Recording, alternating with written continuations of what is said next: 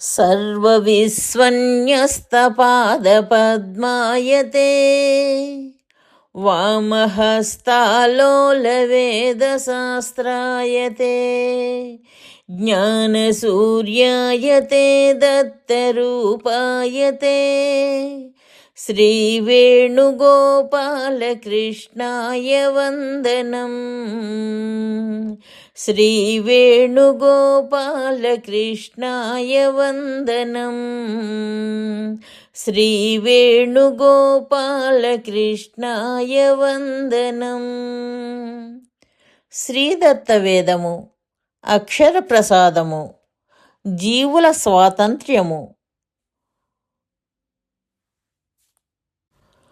గురువారము 22/7/1993 ఉదయం 7 గంటలకు స్వామి ఇలా వచించారు: జీవులకు పూర్ణ స్వాతంత్రమును ఇచ్చియున్నాను.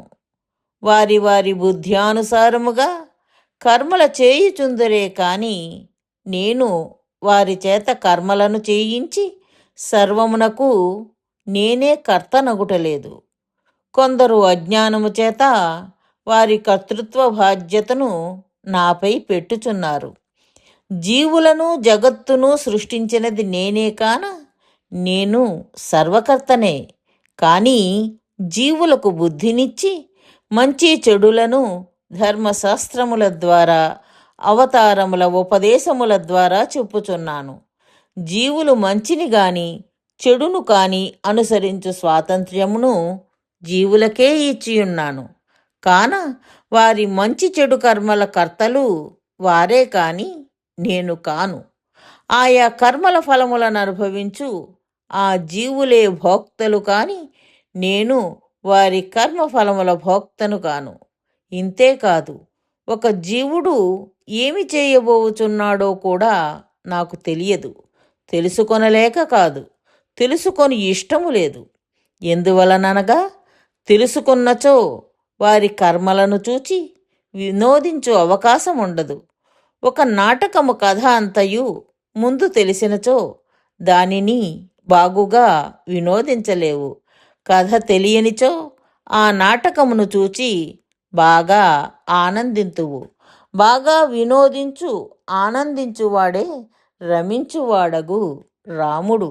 కావుననే రాముడు మనుష్యుని వలె మాయను కప్పుకొని భవిష్యత్తును తెలుసుకొనకుండా జీవుల కర్మలను సాక్షిమాత్రముగా చూచి ఆనందించి వినోదించువాడగును. రమతే ఇతి రామః కదా. నా భక్తుడు పిలిచినా నే వచ్చెదను. పిలుచునో లేదో కూడా నాకు తెలియదు.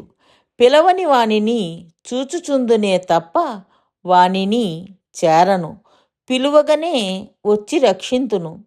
కాన నన్ను సదా పిలుచుచుండుము అనగా నా నామమును సదా స్మరించుచుండిన ఏ ఆపద హఠాత్తుగా వచ్చినను నీ వెంట నుండి నిన్ను రక్షింతును.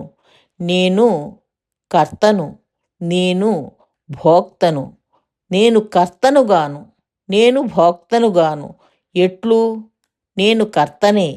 ఎందువలన? సర్వజగత్తును సృష్టించు కర్తృత్వము వలన కర్తను. నేను భోక్తను. ఎందువలన? సర్వజగత్తును చూచి వినోదించు ఆనందము అనుభవించుట వలన భోక్తను. అంతేకాని నీవు చేయు పిచ్చి పనులకు నేను కర్తను కాను. ఆ పిచ్చి పనుల ఫలములను అనుభవించు భోక్తనూ కాను. నా కర్తృత్వ భోక్తృత్వములు వేరు, నీ కర్తృత్వ భోక్తృత్వములు వేరు. కాన ఇరువురము ఒకటి కాము. నా అనుగ్రహము సిద్ధించినచో నీవు నేను కాగలవు. కానీ ఇప్పుడు మాత్రము వేరు. అద్వైత సిద్ధి నా అనుగ్రహము పూర్ణముగా కలిగినచో ఉన్నది. అంతే తప్ప స్వభావముగా జీవుడు ఈశ్వరుడు కాడు.